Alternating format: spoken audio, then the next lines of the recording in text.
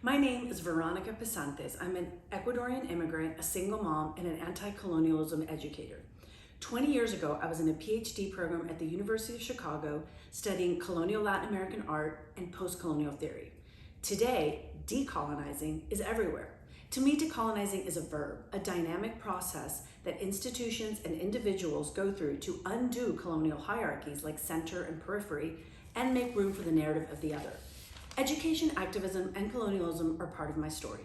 In 1942, my grandfather Gustavo Vallejo started the first adult literacy campaign in Latin America.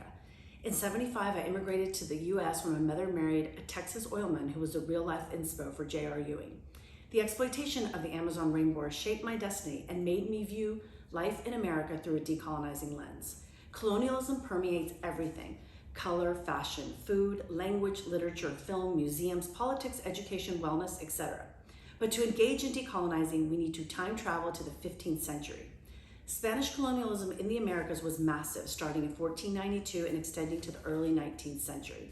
Florida, Texas, Arizona, New Mexico, Colorado, Utah, Nevada, and California were all ruled by the Spanish through forced resettlement, religious conversion, and urbanism.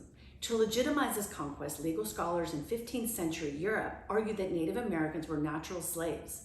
This paternalistic rhetoric defined them as childlike, devoid of civilization, and requiring indoctrination.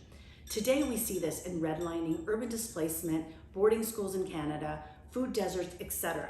When I moved to the US, I hoped to have blonde hair and blue eyes. At 5, I was colorblinded by colonial paradigms. Ever since, I've been committed to unraveling the colonial fantasies that I was fed. My hope is that understanding the history of colonialism and how it shapes everything, we can begin to individually and collectively heal. The time to decolonize is now.